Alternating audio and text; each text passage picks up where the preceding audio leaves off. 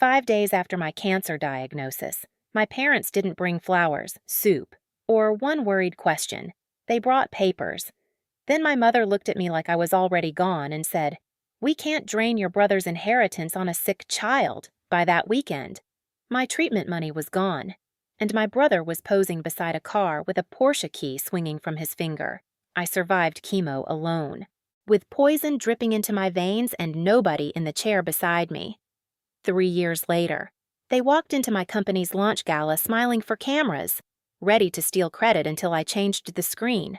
Before I take you back to where it all began, hit like and drop a comment telling me where you're listening from. And if you've ever had to survive the people who were supposed to protect you, tell me what you would have done when that screen lit up. I used to believe my family was complicated, not cruel. There's a difference. Complicated means your mother corrects your dress at Thanksgiving because she wants you to look nice. Cruel means she only smiles at you when someone important is watching.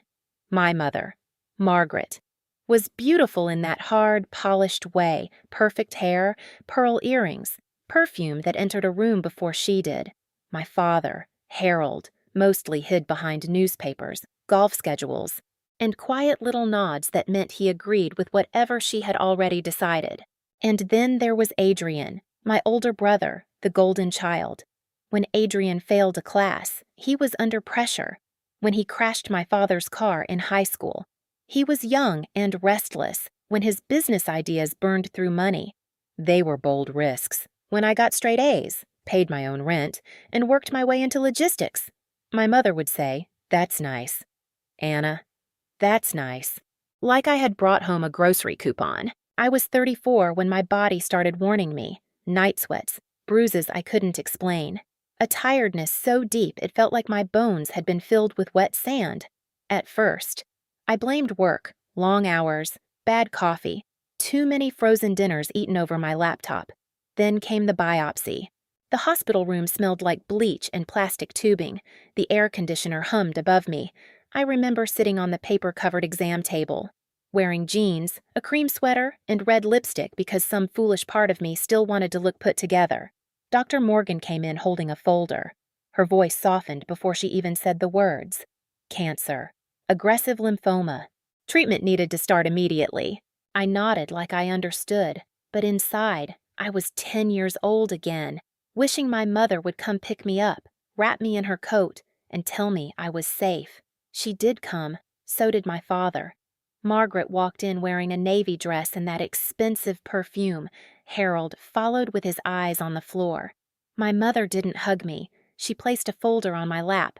"It's just to help with payments and bills," she said. "Your grandfather left that emergency fund for situations like this." About $90,000, the last gift from the only man in my family who ever made me feel chosen. I signed because I was scared, and because I still thought parents didn't sharpen knives while their daughter was bleeding. 5 days later, I learned what that folder had really done.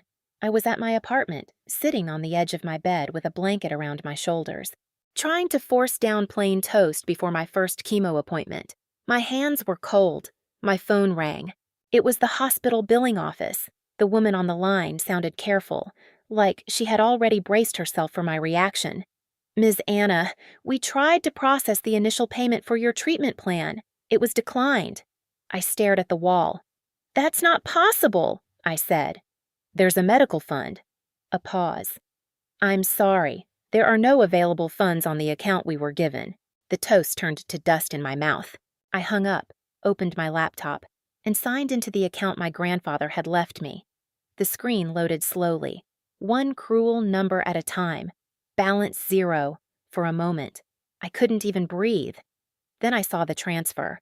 Around $90,000 had been moved out 2 days earlier, authorized by Margaret and Harold. My parents. I called my mother first. She answered on the third ring. Calm as ever. "Where is my treatment money?" I asked. No greeting, no soft words. Just that. She sighed, like I had interrupted lunch. "Anna, don't become dramatic." Dramatic. My voice cracked. "I have chemo today." My father came on the line. We had to make a family decision. That phrase hit me wrong. Family decision. Without me. Margaret's voice returned, colder now. Adrian's business was collapsing. If we let that happen, his future would be ruined. And mine. I whispered. Silence. Then she said it. We can't drain your brother's inheritance on a sick child. I remember the refrigerator humming. I remember the cheap blinds tapping against the window. I remember my own heartbeat sounding too loud. A sick child. Not daughter, not Anna, not my baby. A sick child. I drove to their house because some foolish piece of me needed to see their faces when they said it again. Their neighborhood looked perfect. Trimmed lawns, white porches, American flags moving in the afternoon wind, and in the driveway sat a luxury car so glossy it reflected the clouds. Adrian leaned against it, smiling, a Porsche key swinging from his finger. You look rough, he said. I looked at the car, then at him. That's my chemo money. He shrugged. Mom and Dad invested where there's a future. The front door opened. Margaret stepped out. I waited for shame. I waited for anything human. She only looked at my pale face, then at Adrian's car and said, Go home, Anna. Mom, I said. She turned away. The door closed. The lock clicked. And that was when I understood. They hadn't made a mistake. They had made a choice. I don't remember driving back to the hospital. I remember walking through the automatic doors with my legs shaking. I remember the smell of coffee from the lobby kiosk. I remember almost turning around because shame had a grip on my throat. Doctor. Morgan found me near the oncology desk. I told her the money was gone. Not missing. Gone. She didn't ask me to explain twice. She made calls. She found temporary coverage through a patient assistance program, enough to start treatment while the rest got reviewed. That afternoon, I sat in a vinyl chair while chemo slid into my veins. The chair beside me stayed empty. No mother with a blanket, no father asking the nurse questions, no brother pretending to care. Just me, a plastic cup of ice chips, and the quiet sound of machines keeping people alive. Then Lily walked in. She wore sneakers, a gray hoodie, and her hair in a messy bun. She carried coffee, soup, and my old laptop. She didn't cry. She didn't give a speech. She just sat down and said, Your Wi-Fi password's still the same. That was Lily. She saved me without making me feel small. The months after that were ugly. Chemo took my hair first, then my strength, then little pieces of my pride. I threw up until my ribs hurt. I slept under 3 blankets and still shook from the cold. Rent notices started appearing on my door. I sold my grandfather's watch at a small jewelry shop downtown. The man counted out about $8,000, and I sat in my truck afterward with the cash in my lap, crying so hard the windows fogged up. That should have broken me. Instead, something inside me went still. If my family had decided I was disposable, I would become impossible to erase. Lily and I had once talked about building logistic software, something smarter than the clunky systems companies still used. So we started, not in a sleek office, in the damp basement under my apartment building, with folding tables, cheap lamps, and a space heater that smelled like dust. Some days. I coded sitting up. Some days. I coded lying on an old mattress with a bucket beside me. Lily handled calls. I built the core system. We worked through nausea, bills, and fear. Then I saw my mother in a lifestyle article, smiling beside Adrian, talking about how my illness had inspired their family charity work. I wanted to scream. Instead, I saved everything: payments, bills, transfer records, articles, quotes. I didn't want revenge built on rage. I wanted the truth organized so cleanly that no one could look away. 3 years later, I stood behind the curtain of my company's launch gala and watched my family rehearse their lies under chandelier light. The ballroom was packed. Investors in dark suits, reporters with cameras, waiters moving through the crowd with trays of champagne. The air smelled like roses, expensive perfume, and rain from the coats people had checked at the door. Our company logo glowed across a huge screen behind the stage. I had built that logo from a basement, from nausea, from fear, from nights when my hands shook so badly Lily had to hold the coffee cup to my mouth. And now Margaret, Harold, and Adrian were walking across the red carpet like they had carried me here. My mother wore a silver gown that caught every flash of the cameras. My father looked stiff in his tuxedo, but proud, like he had earned the room. And Adrian came last, grinning, spinning a Porsche key around one finger. Not the same car. I knew that. Rebecca, my lawyer, had already confirmed most of his accounts were underwater. The car outside was rented, paid for with borrowed money and pure arrogance. But the key still worked as a symbol. He wanted people to see it. He wanted people to believe he belonged here. A reporter stepped in front of them. Margaret, Harold. How does it feel to see Anna's company reach this level? My mother touched her chest, softening her face for the camera. It's overwhelming, she said.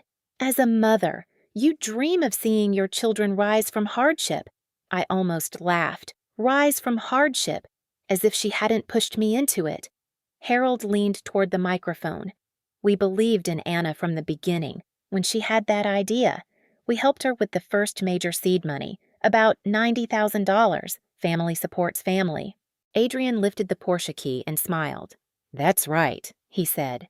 We backed her before anyone else did. Beside me. Lily went very still. She was wearing a simple black dress, her hair pinned back, her face calm except for the pulse moving in her jaw. You okay? She asked me. No, I said, but I'm ready. Rebecca stood on my other side, holding a slim folder. Everything we show tonight is documented. Stay factual. Stay calm. Let them be emotional. That had been the plan from the beginning. Not revenge with screaming, not revenge with threats. The truth. Clean, organized, public. The lights dimmed. The host said my name. The crowd applauded. I walked onto the stage in a white tailored suit, my heels clicking softly against the polished floor. For 1 second, the brightness hit my eyes and I saw nothing but white light. Then the room came into focus. My mother in the front row, smiling like she owned my success. My father nodding, Adrian leaning back. Porsche key resting on his palm. I stepped to the microphone. Good evening, I said. Thank you for being here to celebrate the launch of our new headquarters. Applause rolled through the room. I let it fade. A company is never built from one thing, I continued. It's built from work, from risk, from sacrifice, and sometimes from pain people never see. My mother's smile grew wider. She thought this was the part where I would thank her. Tonight, I said, I want to talk about the real foundation of this company. I clicked the small remote in my hand. The company logo disappeared. The screen behind me changed to a simple timeline. 3 years earlier. Hospital bills, treatment payments, transfer records, no account numbers, no private details, just dates, amounts, and names where they mattered. The room quieted. In the fall. I was diagnosed with aggressive lymphoma, I said. My treatment had to begin immediately. My grandfather had left me an emergency medical fund, around $90,000. That money was supposed to pay for chemo. Margaret's smile froze. I clicked again. A payment request appeared, declined. A transfer appeared.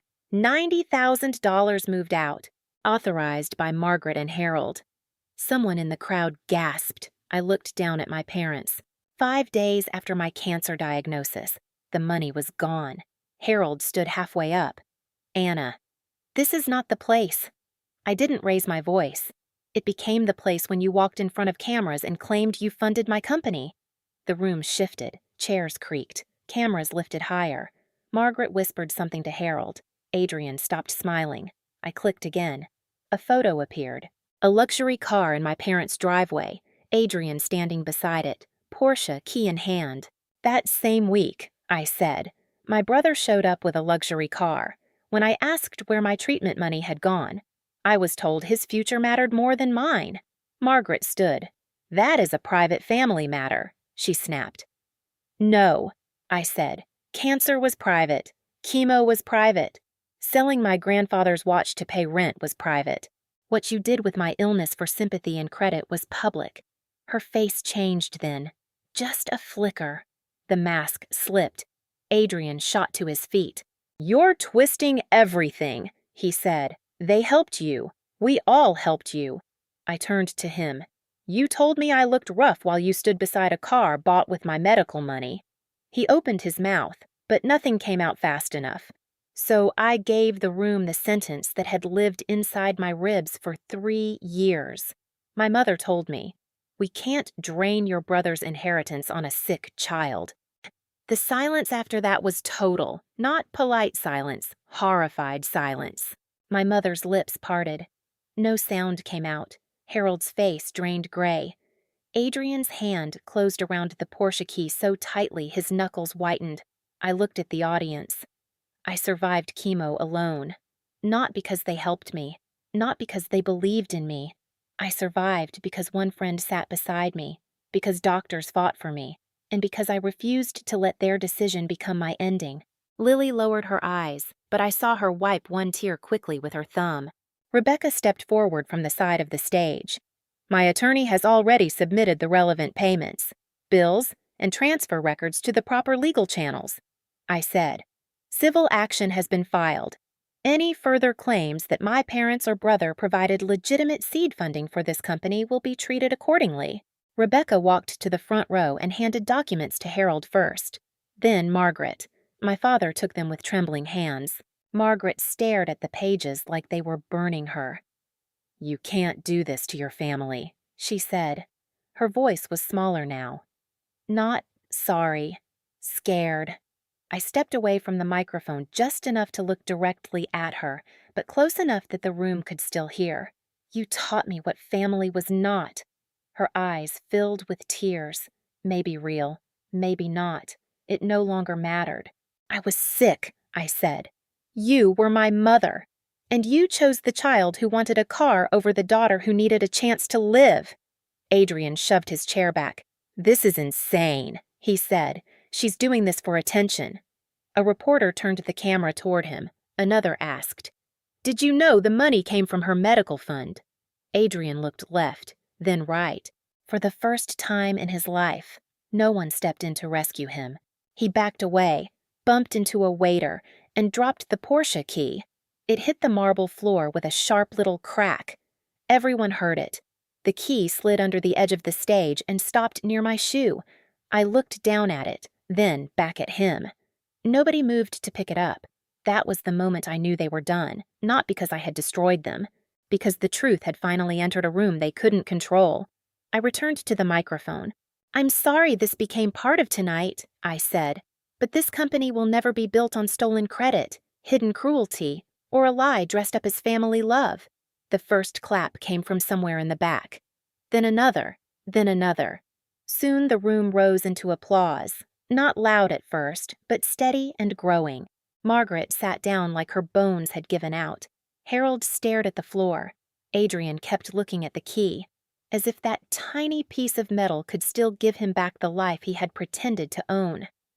I left it there, and for the first time in 3 years, I walked off that stage without carrying them with me. The weeks after the gala were quieter than I expected, not peaceful, just quiet. Margaret's charity friends stopped calling. Harold's consulting work dried up. Adrian's rented shine disappeared first. Then the lawsuits came, one after another. The same people who had clapped for their perfect family story now crossed the street to avoid them. In court, the numbers did what emotions never could. The payments, the bills, the transfers. No perfume, no tears, no family speeches, just proof. The court ordered repayment of the money taken from my medical fund, plus related damages. My parents were removed from anything connected to my future, legally and permanently. Adrian was pulled into a separate financial investigation, and this time, there was no one left to clean up after him. I thought that would be the ending. Then I found the hospital billing papers in my old truck. The anonymous support that had covered the rest of my treatment was never anonymous. It was Lily. She had helped secure about $120,000, risking her own family's home so I could live. For 3 years, she never said a word. When I confronted her, she just shrugged and said, "You needed to fight. Not worry." I cried harder than I had during chemo. Later, I paid every cent back, helped her parents move into a beautiful home, and gave Lily the equity she had earned long before the world knew my name. Family is not proven by blood. It is proven by who stays when the room smells like bleach, when your hair is falling out, when your hands are too weak to hold a spoon. My parents gave me betrayal wrapped in legal papers. My brother gave me a Porsche key and a smile.